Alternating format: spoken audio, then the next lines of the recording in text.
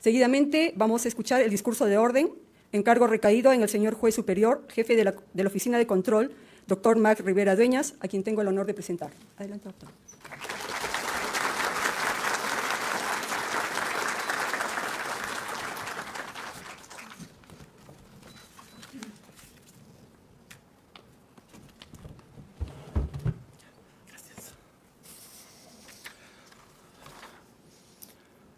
Señor doctor Nicolás Escarra Pongo, presidente de la Corte Superior de Justicia de Arequipa. Dignas autoridades civiles, políticas, militares y eclesiásticas que nos honran con su presencia. Señoras y señores jueces de todas las instancias. Señores trabajadores. Señoras y señores. En el presente discurso de orden por el Día del Juez Peruano, agradeciendo a la Sala Plena por la encargatura, no se hará una distinción de género fútil a hombres de mujeres, ni se homenajea solo a jueces letrados, sino a todos los jueces de todas las instancias y especialidades, incluyendo a los jueces de paz no letrados, que incongruentemente, sin pertenecer a la carrera judicial, como funcionarios ni empleados, dependientes, administran también justicia en lugares agrestes e inhóspitos donde no llega la justicia ordinaria. Pretendo no ser muy cansino y poder abordar tres aspectos someramente. Uno, una fugaz visión histórica de nuestra Corte Superior de Justicia. Dos, algunos aspectos científicos que debemos conocer los jueces modernos. Y tres, cumpliendo con la tradición, homenajear a un juez peruano. Iniciamos con evocar brevemente el cercano pasado de nuestra Corte a mediados del siglo XX, cuando hoy en día solo quedan algunos pocos jueces y funcionarios judiciales y la mayoría de los jueces y personal presentes no trabajaban en la Corte. Dios fue muy benevolente conmigo, pues permitió que ingrese al Poder Judicial hace más de 30 años, tal vez sin ninguna condición especial, más que mis ganas de aprender, pues pese a no haber sido un gran estudiante, aprendí con los años a ser un eficiente juez. El ingresar a un lugar desconocido, pese a haber conocido la antigua sede de la Corte, en la calle San Francisco, como estudiante universitario, era muy diferente a asistir ya como abogado. Y mucho más cuando ingresé con un puñado de abogados bisoños, convirtiéndonos en los primeros secretarios letrados de Arequipa. Pues recordemos que en aquellos años solo existían los escribanos de Estado y posteriormente secretarios de juzgado, a quienes no se les exigía ningún requisito más que saber leer, escribir y hablar castellano, y ningún título académico o técnico para realizar labores jurisdiccionales. Un día laboral cualquiera se iniciaba con las diligencias y audiencias que se programaban por los secretarios y se realizaban fuera del despacho del juez, donde sudorosos, atareados y trabajábamos con cada secretario con una máquina de escribir portátil o escribiendo a mano, levantando actas, proveyendo escritos, sellando libros, redactando oficios, y solo ingresábamos al despacho del señor juez para que tome el juramento de ley a algún ciudadano y para que firme el despacho diario, o eventualmente cuando algún abogado requería hablar con el juez. El resto de trámites y acuerdos con los abogados y las partes los hacíamos directamente los secretarios y sorprendentemente en esa época ni los jueces ni los secretarios teníamos atrasos considerables en la tramitación de las causas, flagelo que hoy sí sufrimos. Las escasas y antiguas salas superiores civil o penal eran santuarios donde estaban los vocales superiores, casi inalcanzables para cualquier ciudadano ni persona. En sus antiguos pupitres de madera, donde luego de las audiencias se estudiaban voluminosos expedientes cosidos y foliados a mano y redactaban autos de vista a mano con lápiz o lapicero de tinta. Los votos o sentencias de vista eran pequeñas esquelas de aproximadamente 15 centímetros, donde se consignaba la fecha, el número del expediente y el proyecto de la resolución, que más tarde era revisado y releído por otro vocal que seguía en antigüedad, y si mostraba su conformidad pasaba al vocal menos antiguo. En esa época se trabajaba en un silencio sepulcral y casi no se dirigían la palabra. Se confiaba en la sapiencia y experiencia de cada juez. Había que haber visto el conocimiento, la autoridad, suficiencia y orgullo que tenían estos antiguos jueces cuando salían por algún pasillo de la vetusta Corte Superior. Todos los saludábamos y nos deteníamos a su paso, y nos sentíamos dichosos si nos dirigían alguna mirada, y cualquier orden dada se cumplía inmediatamente, sin dudas ni murmuraciones. Costumbres y respetos que ahora ya casi no se usan. En esa Arequipa judicial habían extraños y sofisticados personajes entre abogados y litigantes. Uno de ellos era Quintino Quintinorum, que era un señor cincuentón con un gran bigote y mostacho, con terno gris u oscuro, cinta roja y medalla de vocal superior, y que portaba muchos papeles de expedientes imaginarios, y que hablaba consigo mismo con palabras en latín, y otras veces se paseaba por los pasillos de la corte con los brazos en la espalda en profundas reflexiones jurídicas. Otras veces se sentaba en la antesala de la presidencia como si fuera el presidente de la corte, y muchos incautos que no lo conocían solían dirigirle la palabra y le consultaban algo. Y él les contestaba entre latinazgos y palabras enredadas de derecho. Era muy amigable y no era agresivo ni descortés. Era parte de una cotidianeidad que los secretarios de Cámara toleraban.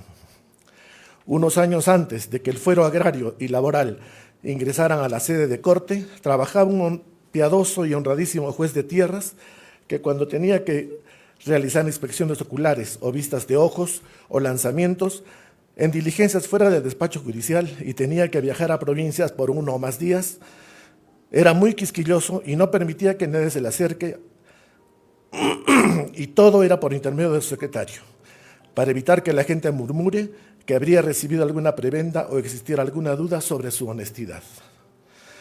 Los interesados en esa época contrataban la movilidad y era menester el alojamiento del secretario y del señor juez, y el honorable magistrado obligaba a que el secretario durmiera en la misma habitación, para que no pudiera conversar con las partes o abogados. En dichas diligencias fuera de la ciudad se acostumbraba a preparar los alimentos al ilustre jurisconsulto, y éste, renunciando a esa comida hecha por gente humilde, de buena fe, llevaba austeramente unas galletas y agua, y tampoco permitía que el secretario se sirviera aquellos potajes preparados para ellos. En tanto que la indumentaria que usaba el honrado magistrado para estas diligencias rurales era un original caqui de cazador del Africa Corp, que coronaba con un casco de corcho o salacot, o casco colonial, típico de los cazadores. Años más tarde, como relator, tuve la suerte de trabajar con él en la segunda sala civil.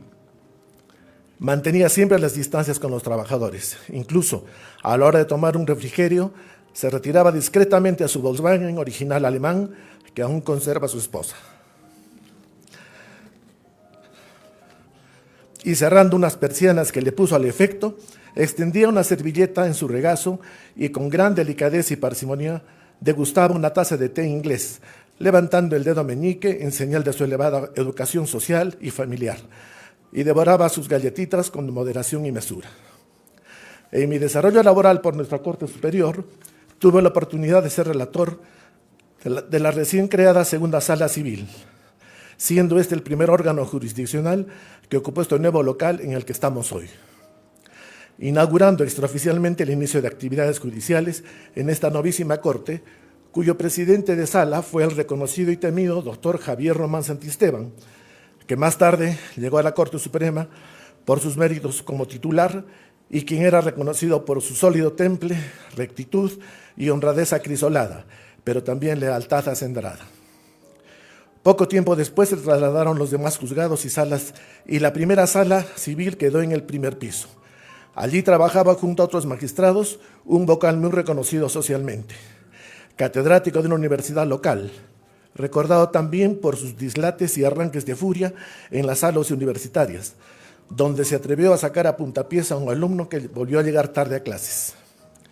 Sin embargo, era un gentil hombre normalmente y saludaba con gran amabilidad y afecto a los trabajadores y estudiantes.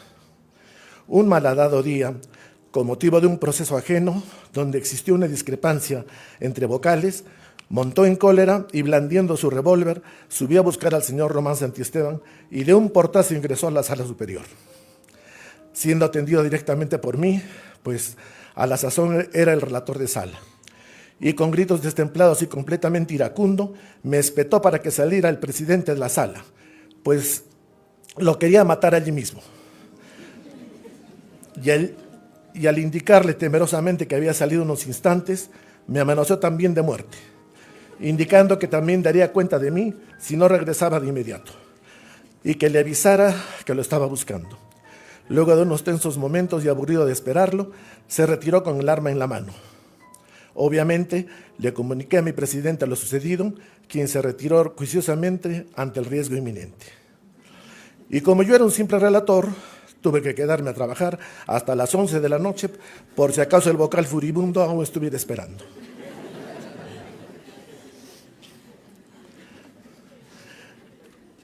En esos años, y antes de la llegada del segundo milenio, solo laboraban en la Corte cerca de 300 trabajadores y una veintena de jueces, una oficina de administración con 4 o 5 personas, y como éramos tan pocos, nos conocíamos y saludábamos entre todos.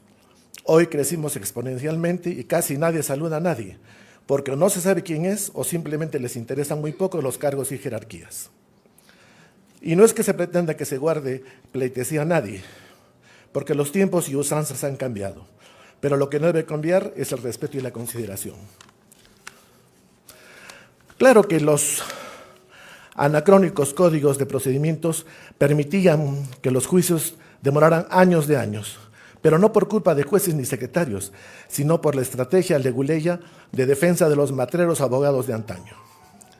Existía un solo juzgado de menores a cargo de una señora jueza muy respetada, y como fuera promovida esta, y considerando la cantidad de problemas de niños y adolescentes iba en aumento, se crearon 3 juzgados de niños y adolescentes, y más tarde denominados de familia, para niños en abandono o adolescentes infractores, y se rompió el mito que solo podían ser mujeres casadas y con hijos las juezas a cargo de este tipo de juzgado, y nombraron a 3 jueces varones.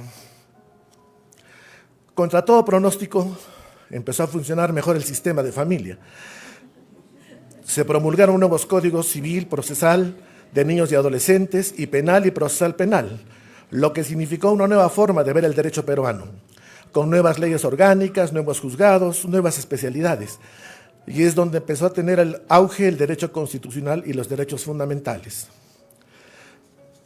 Y el uso e interpretación de los derechos humanos fueron creciendo lentamente. Se creó el Código Constitucional y figuras de garantía no usadas por décadas, como las de amparo, habeas data, cumplimiento, etcétera, empezaron a incrementarse. Procesos contenciosos inexistentes aparecieron, y luego, muriendo lentamente, los juicios de mínima cuantía, así como los juzgados de derecho agrario y minero. Renació el enredado derecho laboral, y nuevos principios empezaron a analizarse y utilizarse en todas las áreas del derecho arequipeño. Se crearon los cursos de la Academia de la Magistratura y tuvimos que someternos a extenuantes profas y cursos de ascenso todos los jueces. Antes de terminar el siglo XX y empezar el nuevo milenio, se empezó a estudiar con ahínco filosofía y teoría del derecho, aspectos que en las universidades ningún caso se le hacía. Y empezamos a conocer a Manuel Atienza, Robert Alexi, los argentinos Carlos Santiago Nino, Roberto Gargarella, entre otros. Y para analizar los casos y redactar resoluciones y sentencias, tuvimos que aprender introducción a la lógica, lógica formal, lógica jurídica, teoría de la argumentación, enfoques jurídicos y cómo resolver problemas y convencer mediante argumentación. Y conocimos una pléyade de reglas y principios de cada especialidad. Aprendimos qué era la ponderación, la argumentación lógica y la justificación racional.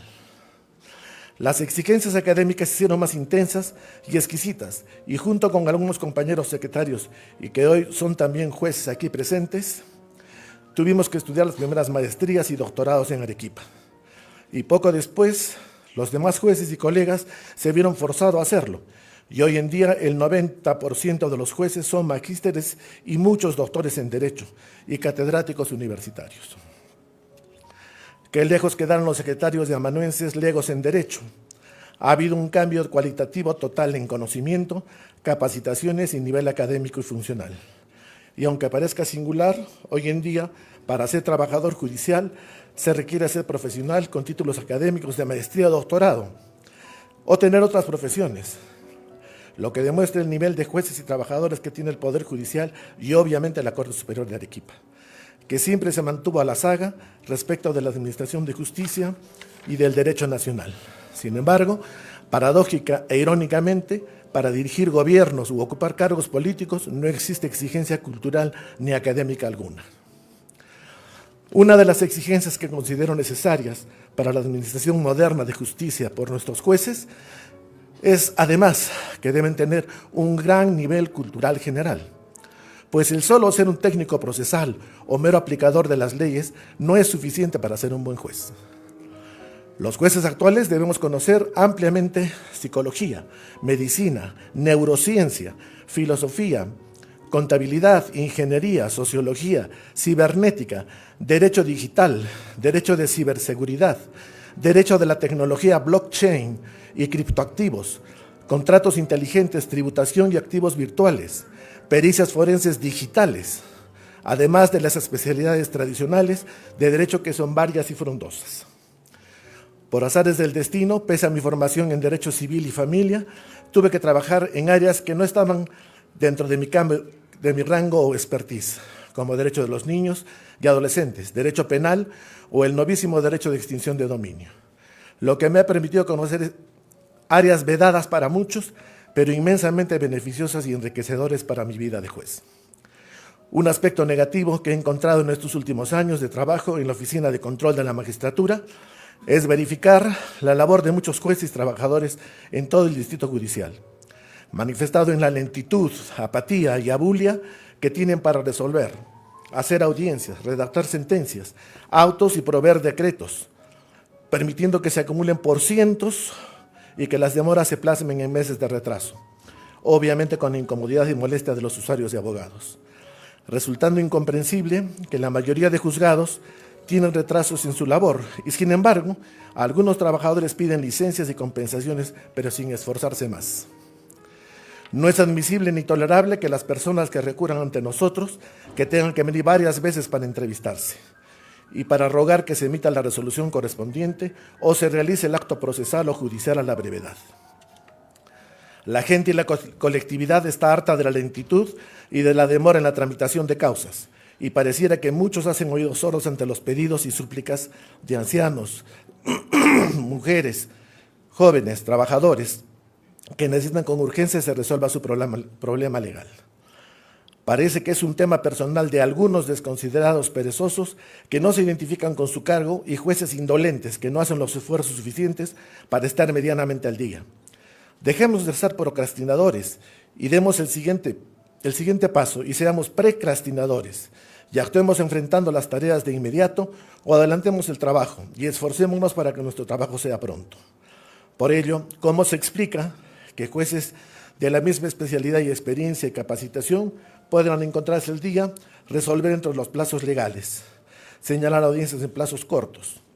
Por eso, en el Día del Juez, hago un reconocimiento público de algunos de estos esforzados, sacrificados y sensibles que mantienen sin retraso sus juzgados y que respetan los plazos. Y a los demás les solicito encarecidamente, en nombre de miles de litigantes, que sigan el ejemplo y realicen su delicada labor con entrega, sacrificio, más celeridad y humanidad. No debemos de perder de vista que nuestra razón de ser como magistrados son las personas, como lo ordena la Constitución, y nuestro servicio está destinado a ellos y su dignidad, identificados en miles de hombres y mujeres. Si nuestro trabajo consiste en resolver los serios y terribles problemas que tienen con terceros y en el seno de la familia, por ello es que, además de una seria preparación académica y tener experiencia laboral, los jueces debemos trabajar considerando a las personas en su integridad, respetando su origen y nivel cultural, dejando de ser racistas, machistas, orgullosos y prepotentes para ser amigables, gentiles, firmes, pero no déspotas. No olvidemos nuestros orígenes, pues la mayoría provenimos de hogares humildes y muchos somos descendientes o naturales de la sierra. Por ello es que resulta inaudito ser racista entre nosotros mestizos. Y fundamentalmente, seamos humanistas y tengamos o no fe religiosa, Debemos atenderlos como si fueran nuestros hermanos, padres o hijos. El juez que pierde la humanidad no solo es una persona soberbia, sino que sus actos de justicia jamás serán los mejores. En tanto que los jueces humanos no solo salen de la esfera de los trabajadores públicos comunes, sino que su conocimiento y nivel académico se debe rodear del respeto y consideración por los justiciables. Y desde aquí les invoco a que recuperemos nuestra cuota de dignidad y humanidad. Y si nunca la perdimos, hagámosla latente y demostremos que la administración de justicia en Arequipa es más humana y tiene corazón. Y eso nos engrandecerá y diferenciará de otros que se pierden en la vorágine del poder y la falsa suficiencia, y que adquieren conductas ofensivas o humillantes frente a las personas que llegan ante nosotros. No concibo como algunos jueces de áreas sensibles en familia, penal o laboral puedan maltratar a personas que llegan a su despacho, demostrando no solamente su incapacidad para juzgar, sino indolencia ante el dolor y su falta de identificación con los que sufren, su falta de empatía con las personas. Por eso esta humanidad que pregono debe ser nuestra forma de trabajar y resolver casos, y finalmente nuestra entrega al servicio no debe estar condicionado solamente a recibir sueldos y cuestionar cuestiones vanas de poder. Quienes decidimos ser jueces de verdad debemos dar nuestra cuota de sacrificio en tiempo, entrega, responsabilidad y humanidad. La historia de nuestra Corte en ascenso continúa en ascenso. Por ello, el reconocimiento a nivel nacional de que los jueces y trabajadores de Arequipa son los más destacados y respetados, no solo por el nivel académico y por los aportes constantes que hacemos al mundo del derecho nacional. ¿Cómo no reconocer en este Día del Juez, una vez al año, la labor de algunos esforzados, sensibles, oportunos, juiciosos e inteligentes jueces superiores, que en muchas resoluciones desde una instancia ponen cuotas de sapiencia, conocimiento, experiencia y sensibilidad social? Un aspecto importante antes de concluir es el referido a que los jueces de hoy debemos de conocer y capacitarnos en áreas más complejas, como el uso de la inteligencia artificial, pero con conocimiento y conciencia, no en reemplazo de nuestras decisiones. Debemos tener mayor conocimiento sobre técnicas de interrogatorio, técnicas para aprender a reconocer los gestos cuando las personas mienten, de conocer más sobre el significado del tiempo, los nuevos rumbos psicológicos para entender mejor a los testigos, sobre el conocimiento de la neurociencia, para conocer más la estructura y función y desarrollo de patologías y sistema nervioso, para entender cómo interactúa el cerebro y la médula espinal y patología del sistema nervioso en su relación con el derecho, para dar un paso cualitativo en nuestro trabajo de administrar justicia y dejar que sea empírico o casual, para que se note nuestra sensibilidad personal y circunstancial a ser unos mejores jueces, modernos, capacitados, actuales. Significa que debemos trastocar las fronteras vedadas para nosotros mismos. Y todos los señores presentes, jueces presentes, les propongo que aportemos al derecho nacional con nuevos principios, como el principio de compasión, como fuente normativa, principio de la verdad y memoria, principio de protección digital y algorítmica, principio de protección de derechos humanos. Y, ¿por qué no?, recuperemos el principio de parsimonia, o la navaja de Okchen, o los principios del bien común y el de subsidiariedad. La literatura, la música, el arte en sus diferentes facetas no puede pensarse que son temas impropios para los jueces. Por el contrario, seamos los primeros autores de obras jurídicas y de otra índole. Sigamos el ejemplo del señor juez superior Jaime Coaguila, que acaba de publicar su 20º libro. Escribamos poemas, novelas, compongamos música, pintemos, dibujemos, demos el siguiente paso y apliquemos la música, el color, los aromas a nuestras audiencias y despachos. Aprendamos a respirar mejor, hagamos yoga y meditación. Trabajemos con más luz solar, con más plantas. Rompamos con las ideas anticuadas de que el color institucional es el gris. Tal vez deberíamos aprender a sonreír más, o eso es impropio para un juez. Estaremos serios y juiciosos en las audiencias y al sentenciar. Los jueces y funcionarios judiciales debemos tener en cuenta que cada resolución escrita es nuestro legado para la posteridad. Por ello debemos utilizar mucho mejor el idioma y usar más palabras, no solo técnicas, sino algún latinazgo, palabras específicas para definir algo. Tenemos más de 93,000 palabras registradas en los diccionarios de la lengua española, 150,000 palabras y términos históricos y más de 19,000 palabras de usanza latinoamericana. Y solo utilizamos un promedio de 1,500 palabras diarias. Recordemos que tenemos una grandísima lengua española, entonces utilicemos más palabras en nuestro trabajo diario plasmando en resoluciones y no escatimemos esfuerzo en utilizar palabras como mendaz, proclive, inefable, acendrado, sempiterno, procrastinar, arrebol, bonomía, etcétera, y otras muchas más, y enriquezcamos nuestras resoluciones usando sinónimos. Así no solo obligaremos a los abogados y litigantes a utilicen más y mejor nuestro idioma, sino que nos enriqueceremos nosotros también usando el viejo diccionario o el celular. Y las palabras que no usemos no mueren, solo duermen. La Corte Superior de Justicia de Arequipa ya tiene un lugar de honor en la historia del Perú, ganada desde el siglo pasado, así que mantengámosla grande y moderna, con jueces no solo probos y honrados, sino humanos, sensibles, ágiles y modernos, y sigamos siendo el ejemplo para otros jueces de otras partes del Perú. Tal vez la fama la crearon otros, pero nosotros, jueces de segundo milenio, debemos mantenerla y avanzar dando el siguiente paso. Y ahora, para concluir con estas palabras por el Día del Juez, quiero resaltar a un juez que realiza una labor encomiable, sacrificada, llena de vicisitudes y soledad, que sufre por administrar justicia fuera de su hogar, lejos de sus padres, de la pareja, hijos, hermanos, lejos de los amigos. Lo que significa un plus de esfuerzo y sacrificio, de más entrega, de más responsabilidad, de más trabajo, de más horas de insomnio, de más estudio, porque no se tiene con quién consultar más que con sus libros, su internet o su conciencia. Un juez que no solo debe enfrentar frío, calor, soledad, angustia y desazón, tal vez por mucho tiempo.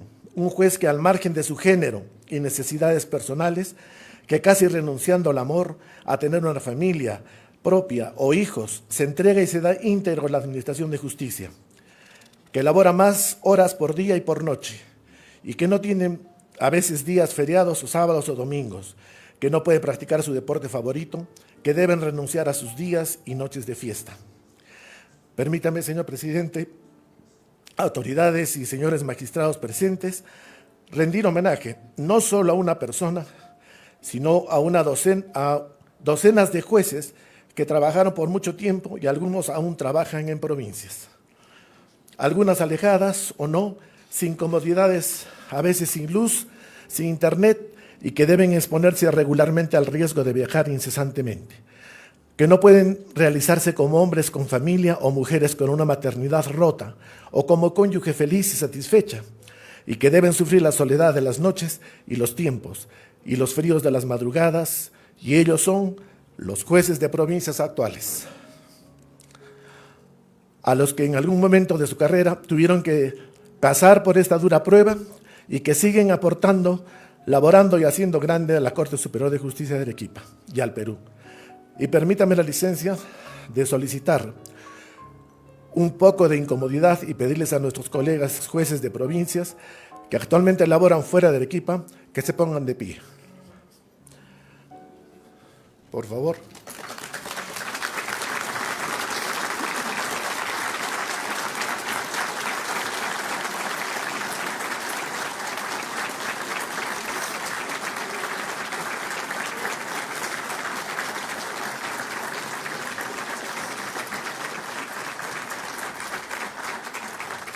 Gracias. Y para reconocerles públicamente su entrega y esfuerzo inmenso y hacerles saber que su tiempo es valorado y reconocido ahora. Ustedes personifican el inmenso esfuerzo de administrar justicia en sociedad y en soledad, con carencias, y les agradezco en nombre de miles de personas que llegan a sus despachos para esperar sus decisiones justas y oportunas. Y en esta ocasión, con la anuencia de la sala plena de nuestra Corte y el señor presidente, de rendirles este homenaje en el Día del Juez y brindarles una muestra de agradecimiento y reconocimiento. Y cuando ustedes estén solos en sus despachos alejados, Recuerden que siguen siendo jueces buenos, honorables y dignos, que hacen patria y que su familia y nosotros estamos orgullosos de ustedes. Feliz Día del Juez 2026 a todos los señores jueces de Arequipa. Gracias.